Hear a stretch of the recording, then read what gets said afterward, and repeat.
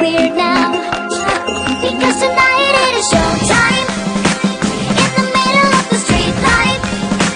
Oh, we celebrate a good time. Because tonight it is showtime. Come and walk with me. 1, 2, 7, 3 down the Rockefeller Street. Life is marching on, do you feel that?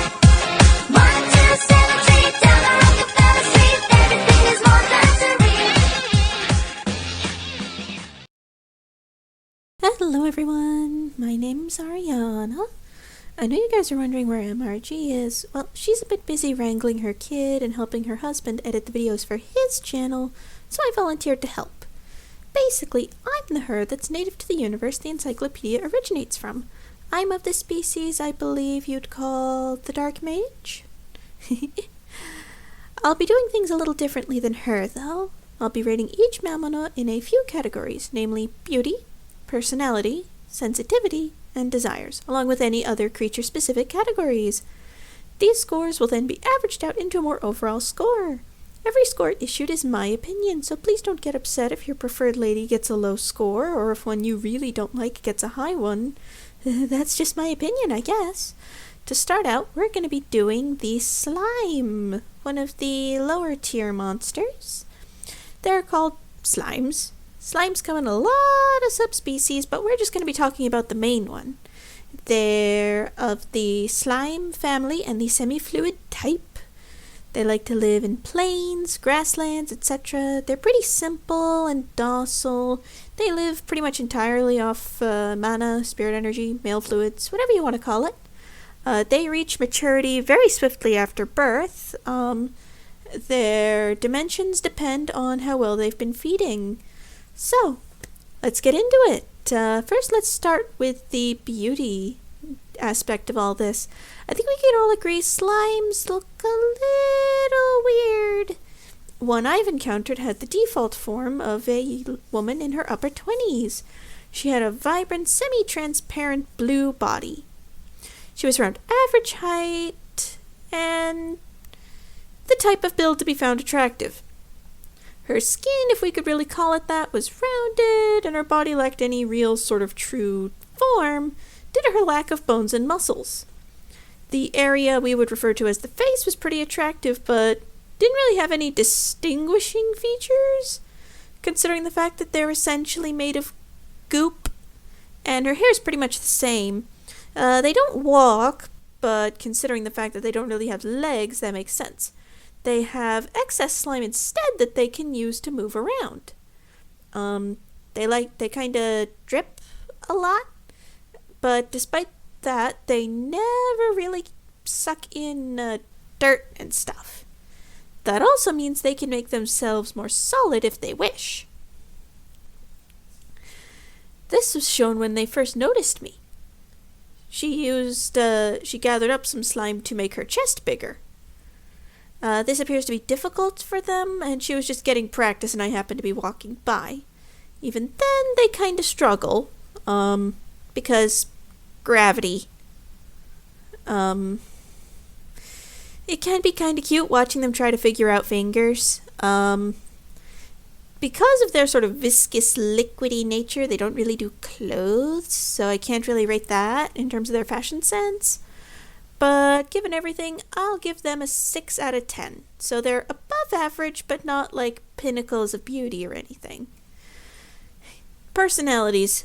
This might come off a little mean, but they don't really have a personality. They operate mostly on instincts, and most of the time they can be, while they're docile, they can also be pretty aggressive when it comes to getting a husband. They crave men the same way you humans crave water. This doesn't mean that they're selfish. If anything, they're really the opposite. Part of their instinct is to pick up on what their husband likes in order to please him better. There is a limit to this.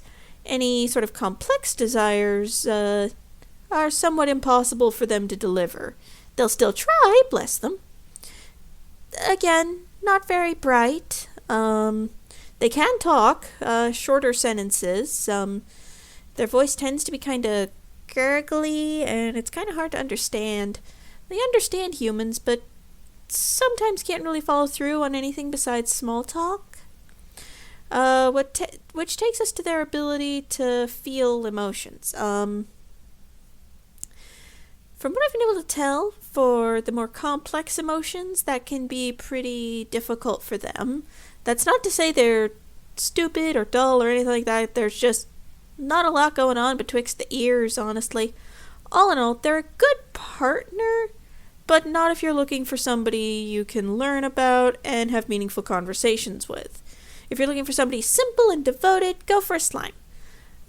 Due to the lack of real personality development and kind of simpleness, I have to give their personality a 2 out of 10.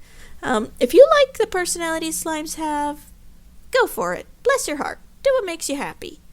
Which brings us to the sensitivity section. Slimes are not very tactily sensitive. They feel by the separation of their liquid, so they lack the necessary components to be sensitive to touch. Nerves, basically. They lack nerves. However, by concentrating their fluids into one area, they can increase the sensitivity. Likewise, when an area lacking in liquid receives stimuli, they will feel ticklish. Unfortunately, neither state will last very long, as the slime will instinctively try to spread itself around evenly. Despite this, a skilled husband can recognize spots that consistently have more or less fluid and aggressively go after said spots, making their slime very, very happy. Desires. What slimes look for in a partner? When slimes look for a partner, they don't have very high standards, I hate to say. They must be human, they must be male, but beyond that, they don't really care.